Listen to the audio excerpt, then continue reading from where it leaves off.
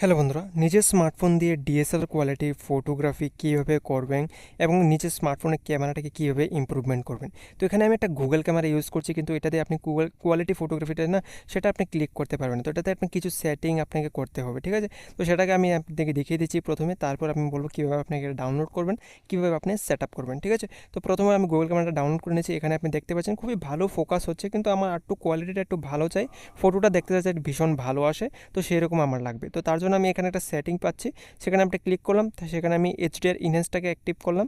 নিচে আসবো, আসার পর আমি এখানে নিচে আসার পর যে রেশোটা আছে না, ফুল ইমেজ রেজুলেশন যেটা 4:3 আছে, সেটা 16:9 আমি করে দেবো। তো দেখেন 16:9 এখানে চলে গেছে, ঠিক আছে? তারপর আমি এখানে অটোমেটিকই রাখবো সব কিছু, আর আমাকে কিছু করতে হবে না এখানে। তারপর আমাকে একটু 1x থেকে 1.5x বা 1.8x, আমি 1.5x পর্যন্ত একটু জুম করে নিলাম।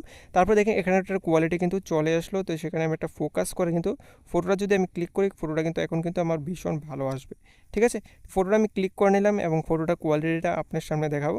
তো ফটোটা একটু বাতাস আসার সঙ্গে একটু লড়ে গেছে, তো তার জন্য আমি এখানে একটা আবার ফটোটাকে আমি একটু ক্লিক করে নিই। তো তার জন্য তারপর আমি দেখাচ্ছি ফটোটা কীরকম কোয়ালিটির এখানে বের হয়ে আসলো। তো ফটোর কোয়ালিটি কিন্তু খুবই ভীষণ ভালো আসলো। তো এরকম কোয়ালিটির ফটোগ্রাফি আপনি স্মার্টফোন দিয়ে আপনিও করতে পারবেন, যদি এই গুগল ক্যামেরাটা আপনার স্মার্টফোনে ইনস্টল করে নেন, ঠিক আছে? তো ইনস্টল করা খুবই সহজ ব্যাপার। আপনাকে ইনস্টাগ্রামে একটা লিঙ্ক আপনি পেয়ে যাবেন। সেখানে ইনস্টাগ্রামে যখনই যাবেন, যাওয়ার পর আপনি একটা বায়োতে লিঙ্ক পেয়ে যাবেন, সেটাতে আপনি ক্লিক করবেন, ঠিক আছে? সেটাতে ক্লিক করার পর আপনাকে আমি দেখিয়ে দিচ্ছি কী করতে হবে আপনাকে। তো তার জন্য আমি এখানে একটা কাট আউট করে দিলাম, আমি কাট আউট করে আমার ইনস্টাগ্রামে এখানে চলে যাব। তো এখানে আমি আমার ইনস্টাগ্রামে চলে আসলাম। তো আসার পর আপনি সেখানে একটা বায়োতে এভাবে লিঙ্ক আপনি পেয়ে যাবেন, তো সেটাকে আপনি ক্লিক করে নেবেন, ঠিক আছে? তো লিঙ্কটাতে আপনি যখনই ক্লিক করবেন, ক্লিক করার পর আপনার সামনে কিছু এরকম একটা ইন্টারফেস চলে আসবে। তো সেখানে আসার পর আপনি উপরে একটা সার্চ বাটন আপনি পেয়ে যাবেন, তো সেই সার্চ বাটনে আপনি একটা ক্লিক করে নেবেন, ঠিক আছে? তো আমি এখানে সার্চ বাটনটাতে আমি একটা ক্লিক করে নিচ্ছি। তো আমি এখানে সার্চ বাটনটাতে ক্লিক করার পর এখানে আমি সার্চ করব জিকেম লিখে, ঠিক আছে? তো এখানে আমি একটা সার্চ করে আপনাকে দেখিয়ে দিচ্ছি কীভাবে। তো আমি একটা সার্চ বাটনে ক্লিক করলাম, এখানে আমি সার্চ করব জিকেম 9.4 ভার্সনের জন্য ভি লিখবো, V19, ঠিক আছে? তো আপনি এখানে দেখেন জিকেএম 9.4 ভার্সন 19। তো এটা লেখার পর আমি একটা সার্চ করে নিলাম। তো যখন আমি সার্চ করবো, আমার সামনে কিছু এরকম একটা ইন্টারফেস চলে আসবে। তো সরি, এখানে আসছে না, একটা আমি দেখিয়ে দিচ্ছি 9.4, সরি আমি ভুল লিখে ফেলেছি এখানে। জিকেএম আপনাকে লিখতে হবে জিকেএম 9.3, ঠিক আছে? আপনাকে 9.3 লিখতে হবে, 9.4 লিখে ফেলেছি ভুলে। তো 9.3 ভার্সন 19 লিখে আপনি সার্চ করে নেবেন।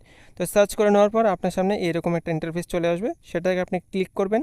সেই ক্লিক করার পর এটা ওপেন হয়ে যাবে। ওপেন হওয়ার পর আপনি নিচে দেখতে নেন জিকেএম 9.3 ভার্সন 19 অনলি ফর সাবস্ক্রাইবার, ঠিক আছে? তো এটাতে আপনি একটা ক্লিক করে নেবেন। তো ক্লিক করে নেওয়ার পর আপনার সামনে এরকম একটা ইন্টারফেস চলে আসবে। তো সেখানে আসার পর আপনি সেকেন্ড নাম্বার যে ভার্সনটা, সেটাকে আপনি ডাউনলোড করবেন, ঠিক আছে? তো আমি কিন্তু সেই ভার্সনটাকে কিন্তু ডাউনলোড করেছি। আমি আপনাকে ডাউনলোড লিস্টটা এখানে চেক আউট করে দিয়েছি, দেখতে পাচ্ছেন আমি সেই ভার্সনটাকে ডাউনলোড করেছি।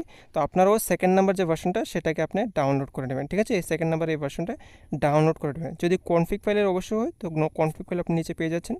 কনফিগ ফাইলে ক্লিক করে আপনি কনফিগ ফাইলসও এখানে আপনি পেয়ে যাবেন। তো কনফিগ ফাইলগুলো আপনি ডাউনলোড এখানে করতে পারবেন, ঠিক আছে? তো দেখা হবে আরেকটা ভিডিওতে, ততক্ষণের জন্য বাই, সবাই ভালো।